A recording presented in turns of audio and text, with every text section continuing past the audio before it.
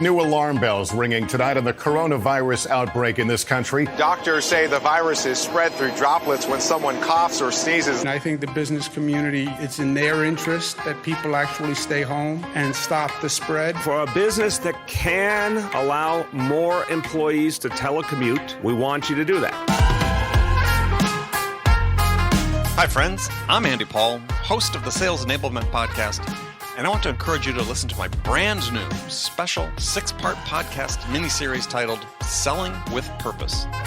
The team behind Sales Enablement Podcast and I put together this incredible series of inspiring conversations exploring what it means to sell with a mission greater than just hitting your numbers in this era of COVID-19 and beyond. So tune in to hear from world-class enterprise sales leaders and learn how their 6 companies will close $50 billion selling remotely.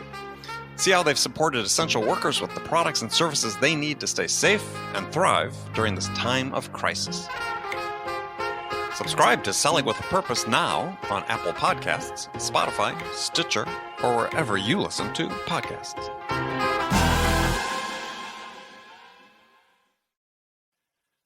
Guided Selling from RingDNA makes your entire sales team more effective by revealing exactly what reps should do and when to do it. Guided Selling works by transforming sales data into a curated list of prioritized sales actions. So when reps start their day, they'll never again wonder which prospects and accounts or hot inbound leads to reach out to next. Guided Selling even shifts reps' priority in response to real-time buying signals. Finally, even new reps can sell like seasoned ones. Let RingDNA be your guide to success. Learn more at ringdna.com/guided selling. That's ringdna.com/guided selling.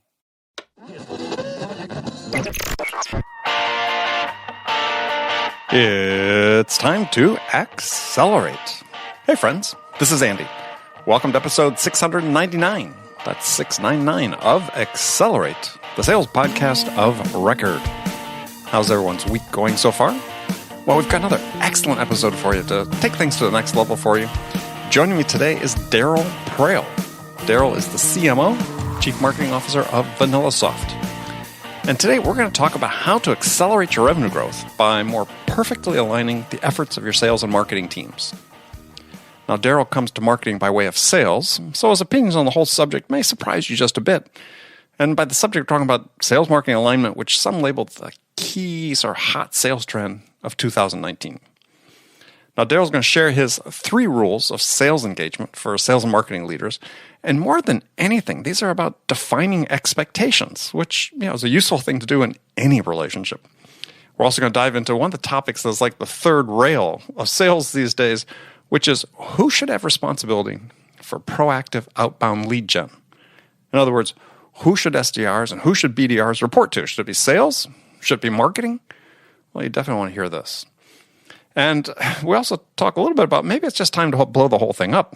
Knock down the silos, completely redefine the roles and responsibilities in sales and marketing to more perfectly serve our customers. After all, that's what we're here for.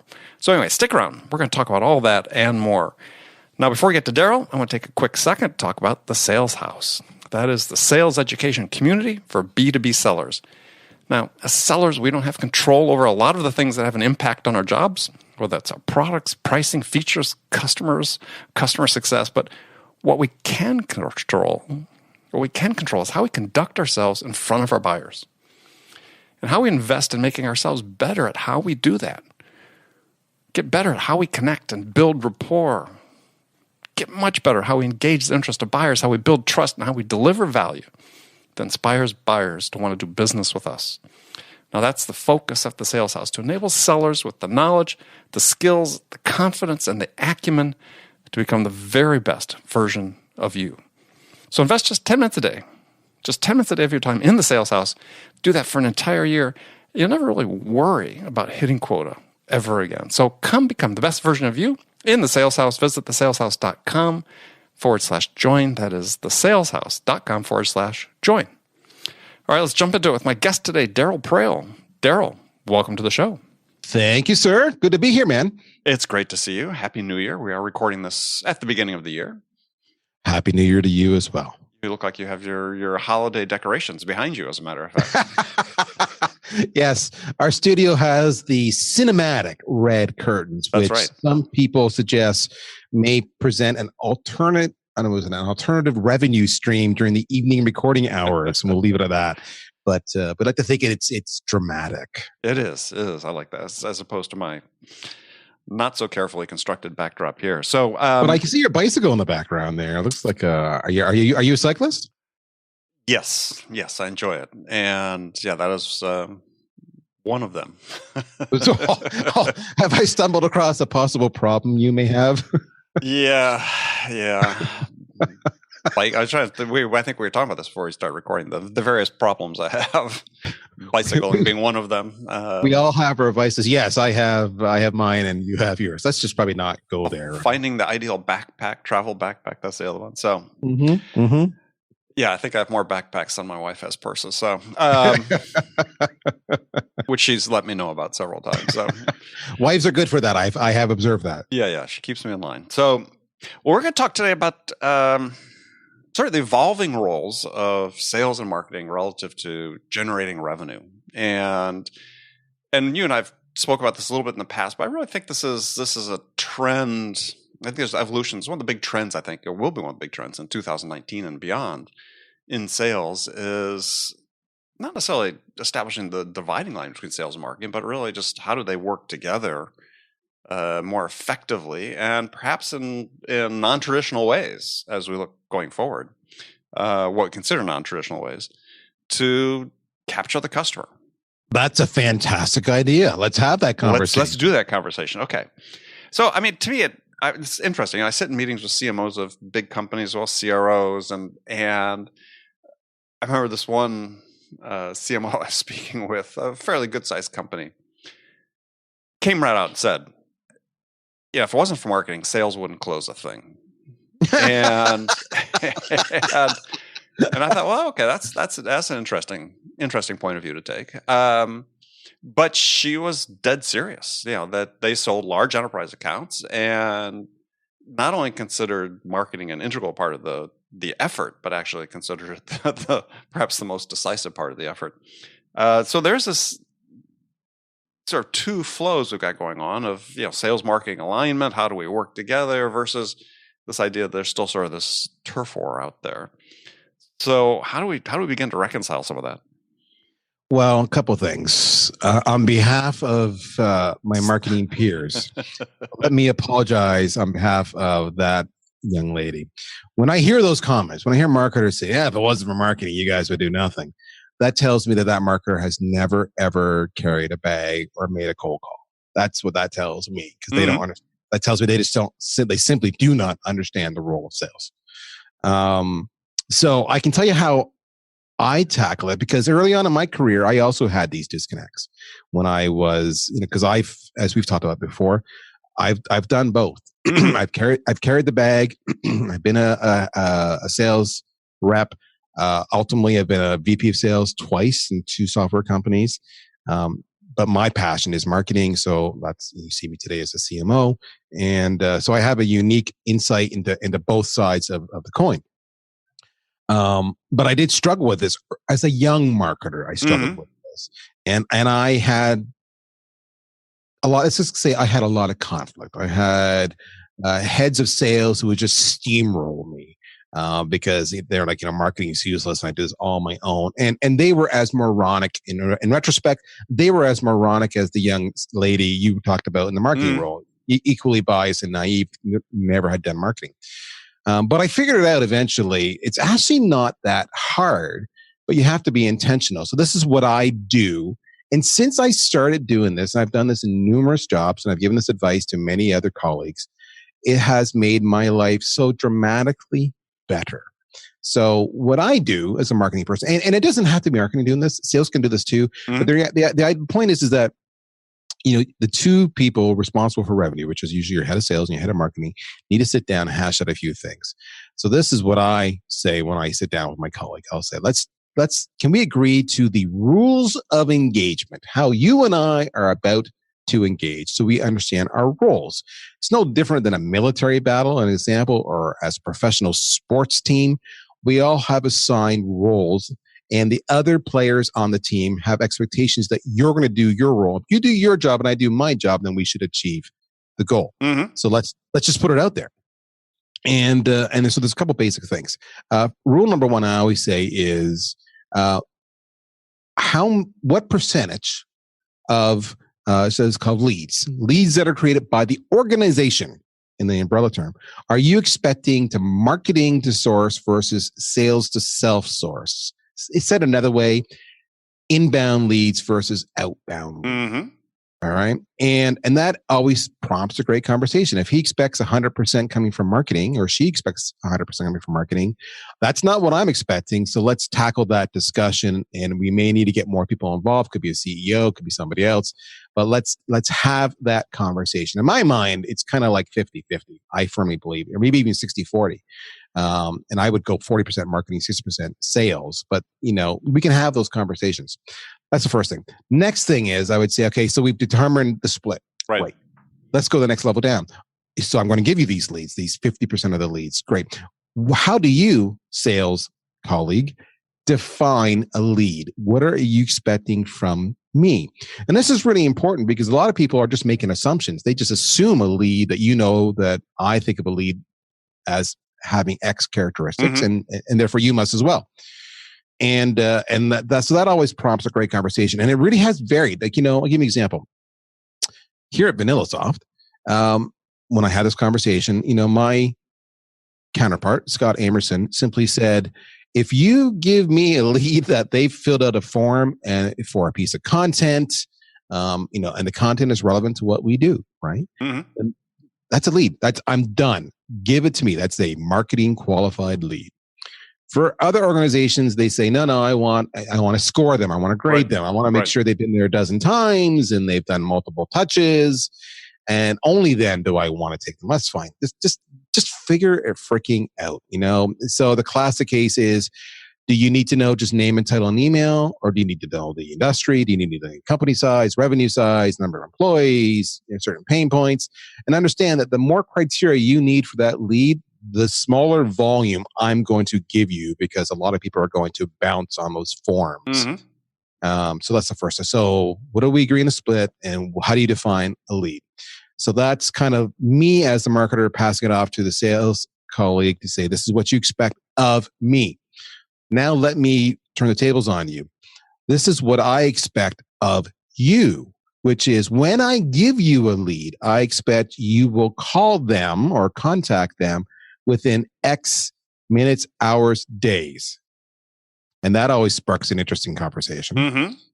And then I expect you will physically make X number of touches over a time duration, which is, said another way, it's a cadence or a playbook or a sequence. Sure. And then the last thing I would say is I expect you to call every single lead I give you, and not just arbitrarily say, I called 20%. I'm assuming the other 80% suck. Right. So those are the rules of engagement. And when we have those rules of engagement, we document it and make sure all the stakeholders, including the executive management team, know that.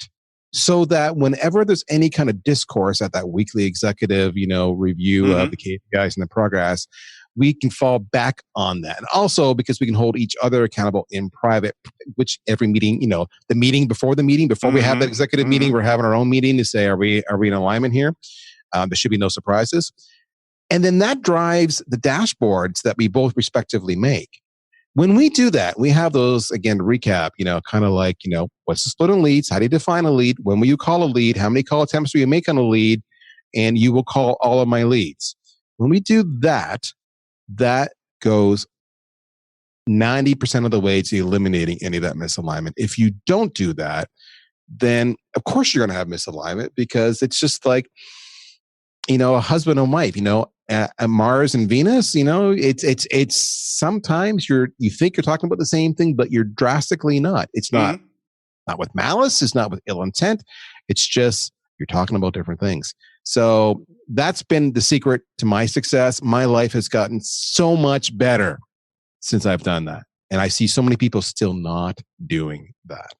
So let's go back to a few of those items and look at them in more detail. So when you're establishing the split in terms of what percentage is realistic for marketing to develop versus inbound versus outbound. Yep. What do you base that on? Is that based on historical data, what you've done typically? What are the factors that go into it? Because I know that, there are certain elements in sales that say, look, the only good lead is a lead sales develops, as you know, you've sure experienced that, which, obviously is foolish. So what's that conversation typically look like? Or maybe you can give people advice of how that conversation should go in terms of how you establish that split.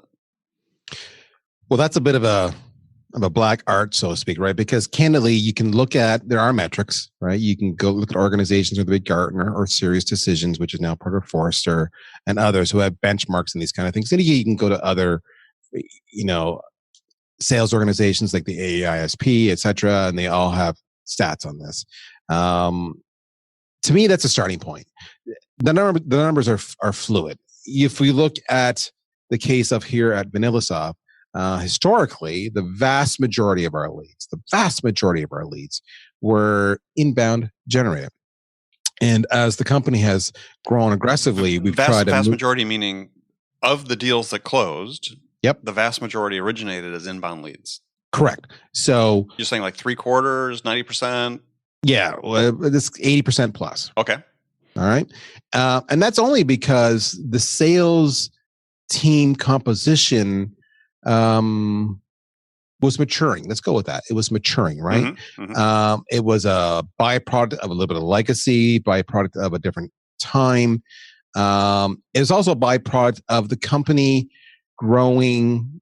Let's say the company growing, I don't want to say cautiously, conservatively, right? Sure. So VanillaSoft hasn't raised millions of dollars. We've been self-funded. We're highly profitable and we've got a great install base. But when you're self-funded, bringing on a sales individual who might make six figures or more is a big investment. Whereas you're bringing somebody who makes maybe a third or 40% of that salary, and they're basically just an order taker.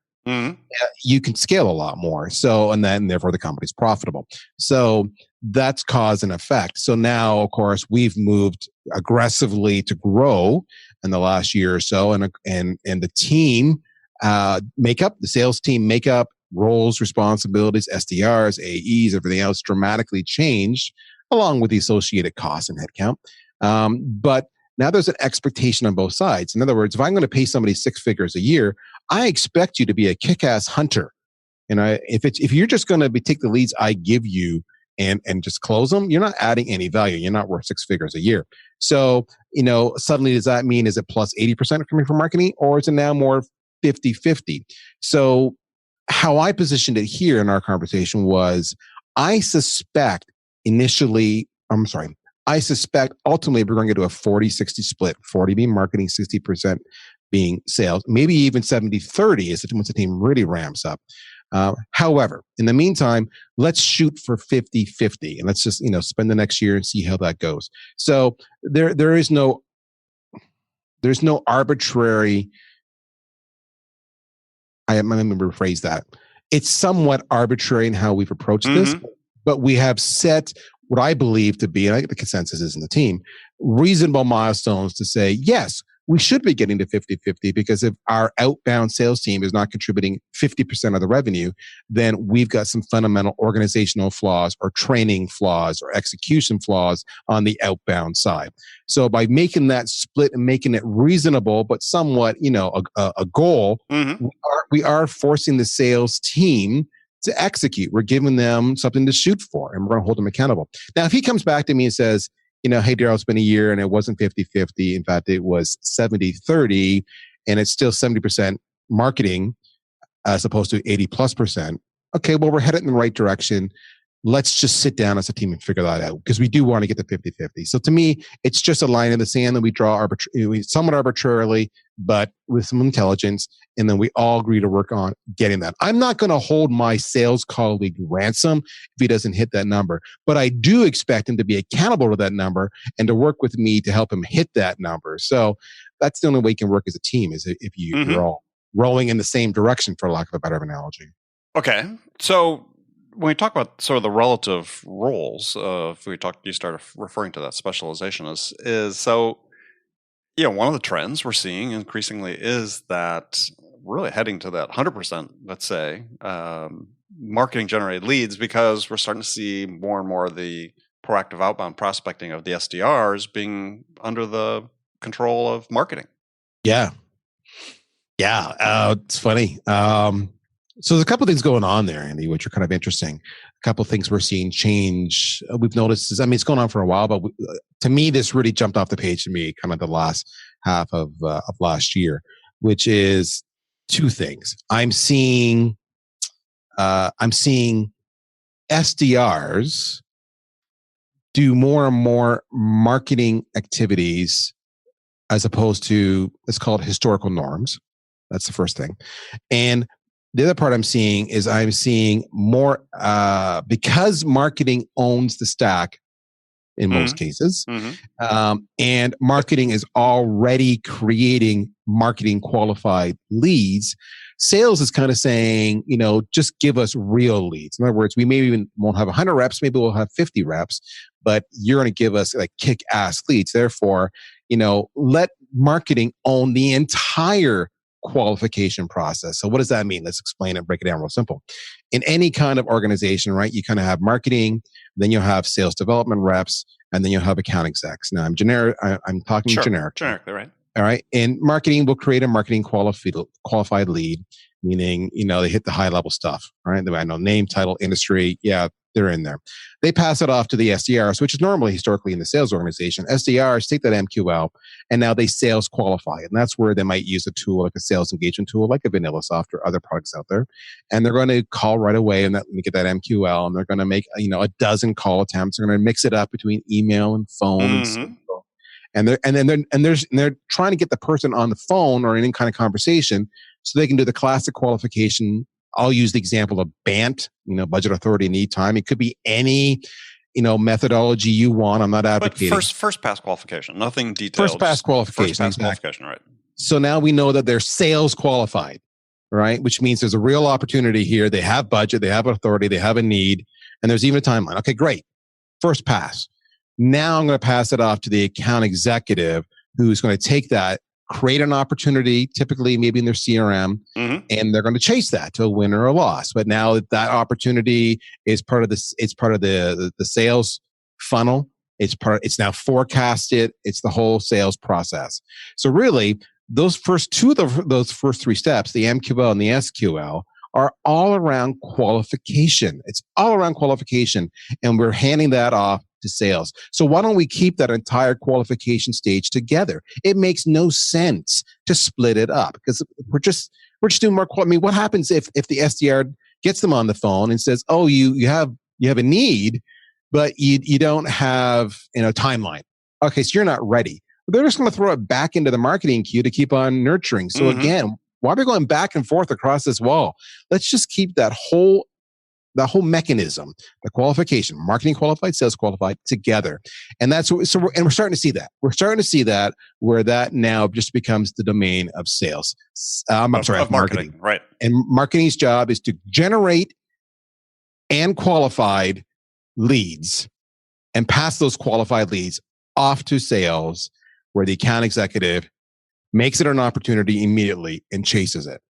I think it's really important for people really to understand here, because I think this confuses a lot of people is in a bad way, and it confuses salespeople. Is when we talk about marketing qualified, sales qualified, handing off a quote unquote qualified lead to an account exec, that's not a qualified buyer. It is a qualified potential prospect, and people just need to understand there's still more qualification that needs to be done. It's just qualified sufficiently to say it's worth sales attention and account exec's attention. That's right. And that's literally where the sales professional gets involved and earns their money. Unlike that CMO you mentioned, right? Now we're selling, and do you have a need? And they're probing and they're listening. And maybe you're not the right individual in the end, even though you came through the marketing, process to us. Maybe it's your colleague, it's your peer, but that's where a salesperson really earns their keep and applies their skill and their expertise. You are nowhere near the negotiating stage, the proposal stage when I get that lead. Right? Well, you're at the beginning of qualification, as far as discovering qualifications, I call it. You got it. So yeah, so as we look at that as a trend, I mean, to me, this makes a tremendous amount of sense. I mean, I maybe I'm unusual in this regard in terms of sales, but yeah, somebody who spent has spent decades in sales and spent the first few years of my career doing heavy in-person prospecting and so on. It became clear to me pretty quickly. It's like, this really is marketing, right? I'm creating awareness. I'm creating awareness with these prospects. They, for the most part, weren't aware of who the company was that I was selling or the products that we had. And as I sort of sat back and analyzed, it's like, well, theoretically, in an ideal world, this would be done through marketing. I mean, it was clear, even like I said, decades ago, that we had this disconnect that sales is spending a disproportionate amount of their time basically creating awareness through prospecting. Yeah, and for me, it makes a tremendous amount of sense to look at having that under the control of marketing, as you said. And in fact, this is the part where it kind of even makes more sense now. I made reference to the fact we're seeing SDRs do more and more marketing. So let's explore that. Mm-hmm. So why are we seeing that? Well, we're seeing that because they're using tools like VanillaSoft or other products out there on the sales engagement side, which fundamentally automate a lot of the routine stuff. So in other words, if there's a sales email drip campaign as part of your nurture, all right, that just happens automatically. It goes like the SDR isn't even doing it. It just the system just does it for you. Mm-hmm. So all of a sudden, the SDR, the sales development rep, is now focused on other aspects. In other words, they're focused on, listen, I need to build my LinkedIn profile a lot more, be part of the discussion, be part of the visibility, so that I can use that as an excuse to connect with these prospects during the cadence. And part of that might be sharing content. Maybe I'm going to write some content. Part of that's having to take. Part of that's me appearing on other podcasts or the webinars. But I'm a sales development rep. This is me building my own personal brand, so that when I reach out and try to connect with a marketing qualified lead, that it's credible. So they're building their own personal brand. The other part is they're crafting their own messages now. So maybe they're doing a LinkedIn connection request, for example, right? And they're trying to craft the right subject line and the right email body to connect and make sure it's working. Suddenly, these guys are focused on, what tips and tricks do I need to do in the subject line? How do I connect with them right away? What's my call to action? All of this is marketing.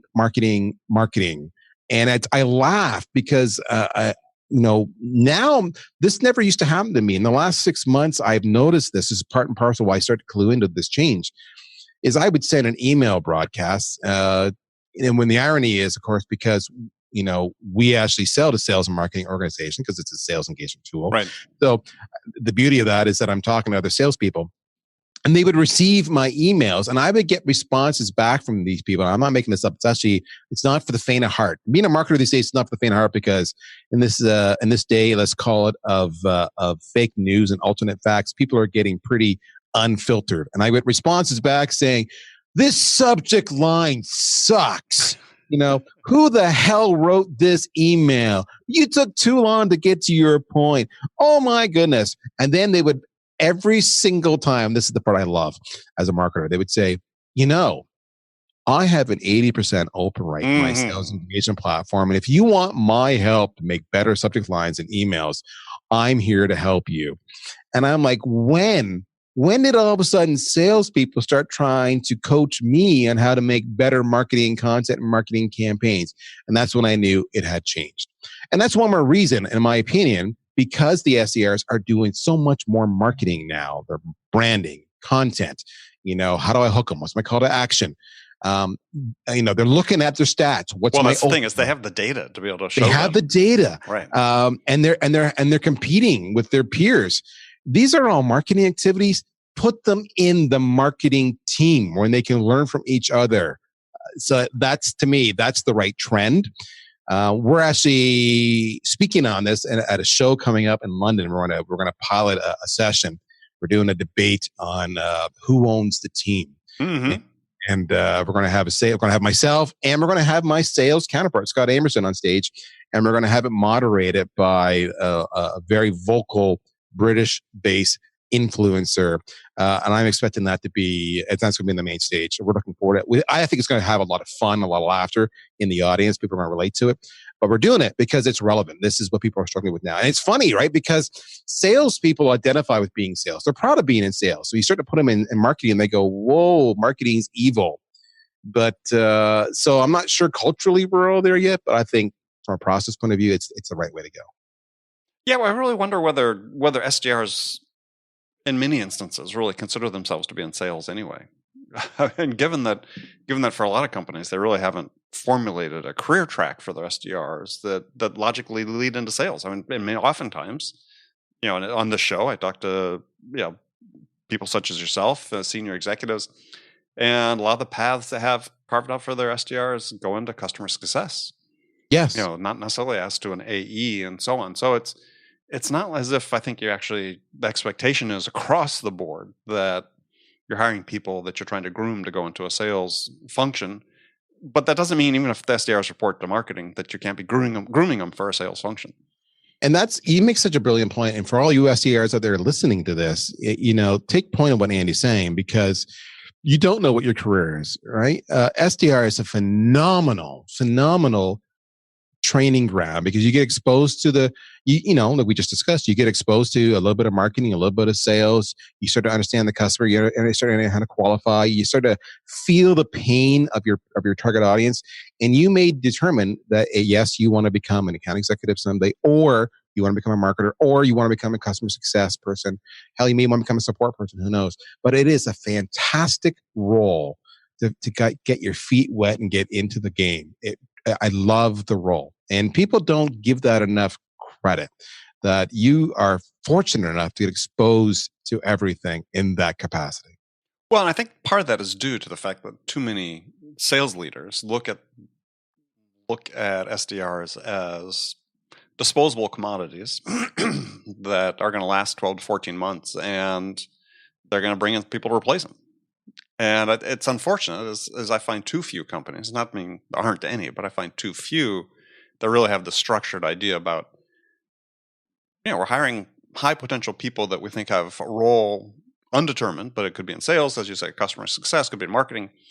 And this is just a way we're bringing these smart, talented people into our company. And this is sort of the way they make a decision about where they want to go. Instead of, as many companies do, is this is cannon fodder. We're going to bring in, we're going to onboard them as quickly as you can, get up to speed. And if they burn out after 12 months, oh, well, we'll replace them, which I think is incredibly short-sighted. I was at an event a few months back, and the head of sales for IBM, his name slips my mind right now, I apologize.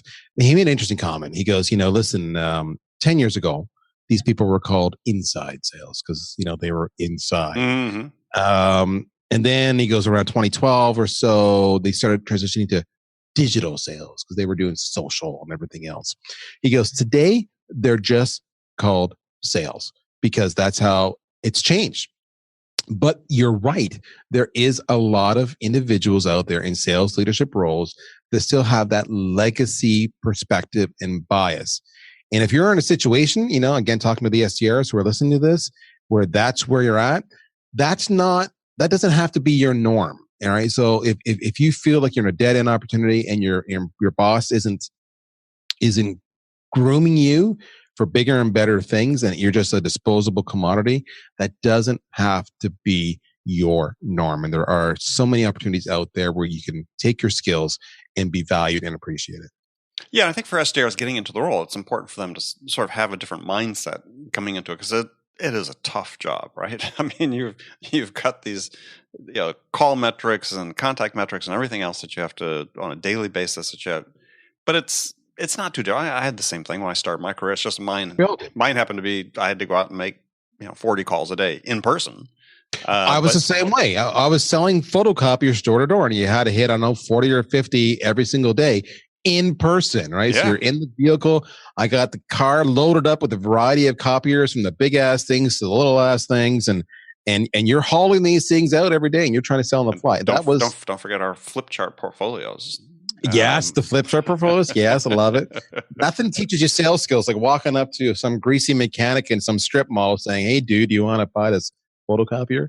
So Well, absolutely. Well, I tell people my first sale ever was in my professional career, because I started off selling women's shoes at JCPenney. But in my professional career, I was working for a big computer company, but our entry-level people, we sold these antiquated desktop adding machines.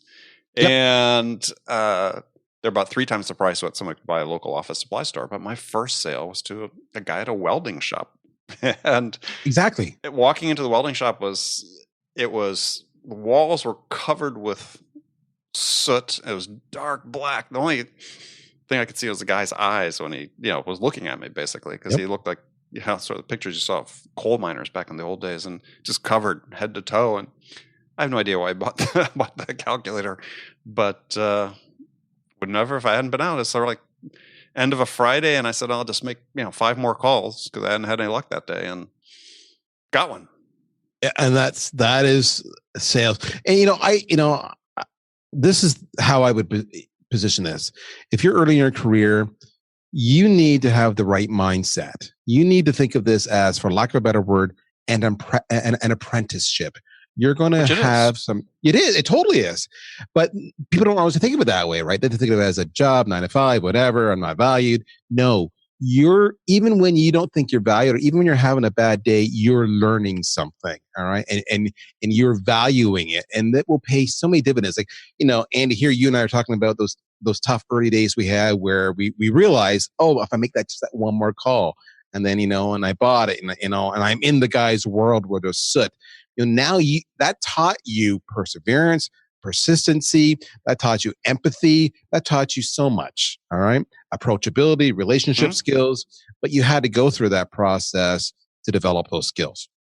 Yeah. Well, I think one of the great thing that with all the tools that are available today, we talked about the data that SDRs get on, open rates and everything that comes through the platforms they use, as well as, tools like conversational intelligence tools, recording calls.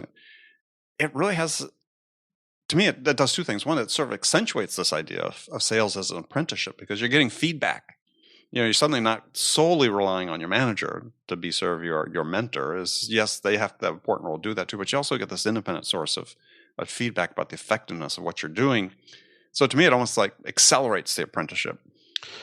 Could you imagine going back in time for you and I, and being in your car before you make that next call, and you get 5 more you want to do, and all of a sudden artificial intelligence is telling you, no, Andy, you need to go to the welding shop before you go to the mechanic. Right. And while you're in there, we're going to record the entire conversation so that afterwards you can audit yourself and say you needed to listen more, drop some of the ums and ahs.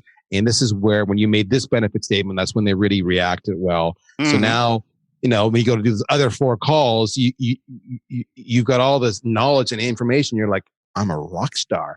I mean, what an opportunity today versus, years ago. So, yeah. Well, I said, I don't think it makes it easier, but I think it gives you information to help you mature more quickly, which is really the key thing. It's still tough talking to another person about buying something. That's always a fraught conversation, but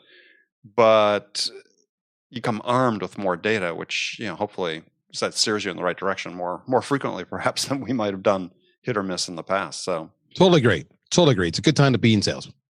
Well, it's also a good time to be in marketing, by the way. Just like I think that's implicit in what we were talking about here today. It totally is, because they're totally blurring now, right? That's that line, that overlap has never been more confusing. When does marketing stop, and when does sales begin? I had a debate with Dan Disney, who's a big social selling guy out of the UK last year. And he's like, social selling, because it's from the point of view of a sales rep. And I'm like, you're not selling jack crap. You're doing social marketing. You're building your brand. You're creating content. You're reaching out. You're creating expression of interest. No selling has taken place, and that is indicative of that blurring line now that it does. Yeah, it's almost like we need a new terminology.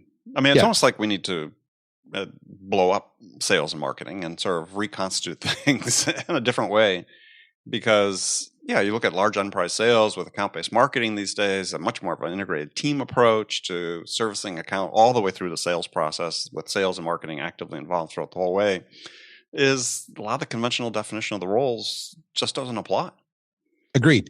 And I think it's also what we're seeing now, the emergence in the last couple of years of the role of a chief growth officer, right? Which is often owning both sales and marketing. And we can have a discussion on the pros and cons of that approach because I have opinions. But that said, that is an acknowledgement that both teams are necessary to generate the revenue that the company seeks.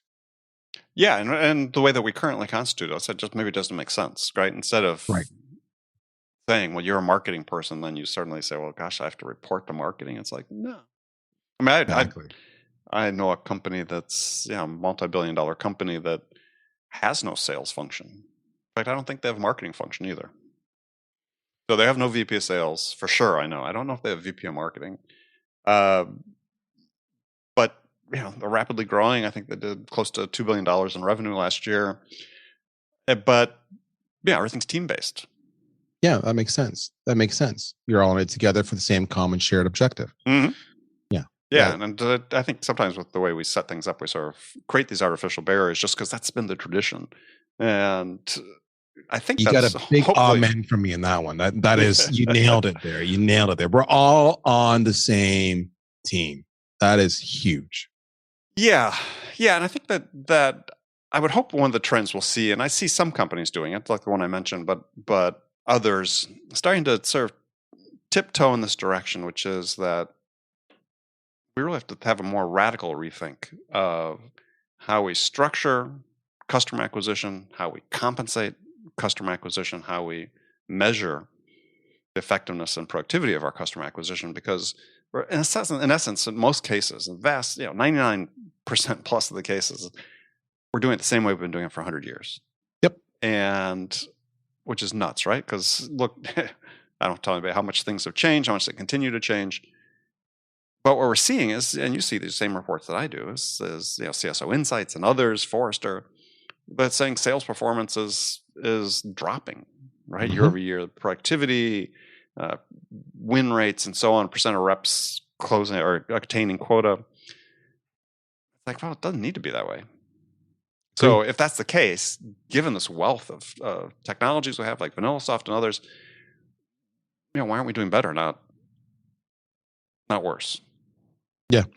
And I think a lot of it is not everybody is quick to change, right? So even though you've got all these tools available to us and we hear about it because it's sexy, whether it be sales engagement or conversational analytics or, whatever it might be. Don't let the hype fool you and the noise fool you.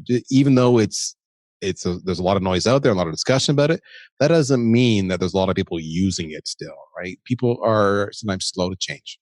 Yeah, well, I think the other thing, though, too, is that people are using the technologies, and we'll wrap up with this because we're running a little bit over, but is that I think the problem is what we've seen with this amazing, sort of influx of these incredible tools and technologies into the sales space and the marketing space as well, is that for the most part, companies are using them to sort of automate existing processes as opposed to say, yes, you're right.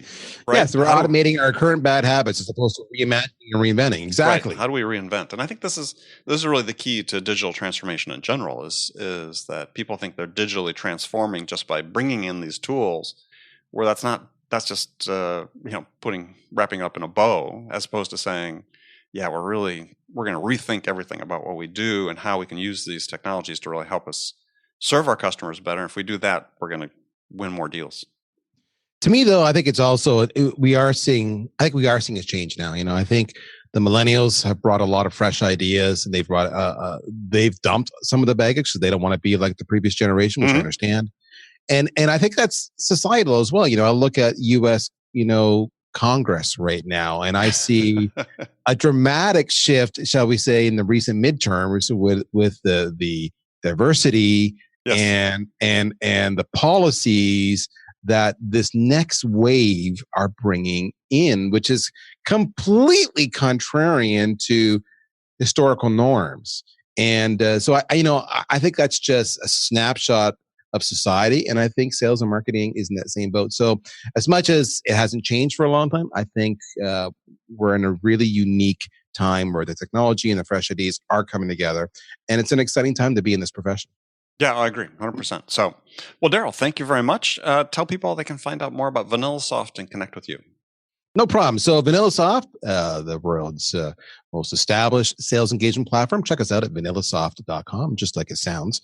As for me, you can find me, Darryl Praill, on Twitter as Opinionated, spelled kind of funky way. Maybe just Google it. As well as on LinkedIn. And I'm prolific in both, often to the detriment of my getting stuff done during the day. So please reach out to me, connect. I'd love to do that. That's where all the real fun happens. So check me out there. All right. Well, Darryl, thank you very much. And we'll look forward to doing this again. Take care, sir. Okay, friends, that was Accelerate for the week. First of all, as always, I want to thank you for joining me. And I want to thank my guest, Darryl Praill. Now, join me again next week because it's kind of a milestone. It's episode number 700. Hard to believe, 700 episodes. Joining me to celebrate the occasion will be Tiffany Bova. Tiffany is a growth and innovation evangelist at Salesforce and author of a very interesting new book titled Growth IQ. Get smarter about the choices that will make or break your business. So be sure to join us then. Before you go, don't forget to check out the Sales House, the all-in-one sales education community just for B2B sellers just like you. Visit thesaleshouse.com/join. Thanks again for joining me here. Until next week, I'm your host, Andy Paul. Good selling, everyone. RingDNA is the leading sales enablement platform that uses AI to help scale business growth. Trusted by the top companies across the globe, RingDNA offers a suite of powerful tools for every sales role.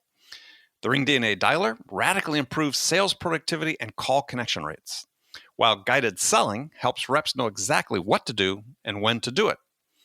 Conversation AI uses artificial intelligence to surface the most impactful coaching opportunities in real time. So, no matter where your team is working from, the RingDNA platform can help them exponentially increase call connections, opportunities, and revenue. Learn more at ringdna.com/platform. That's ringdna.com/platform.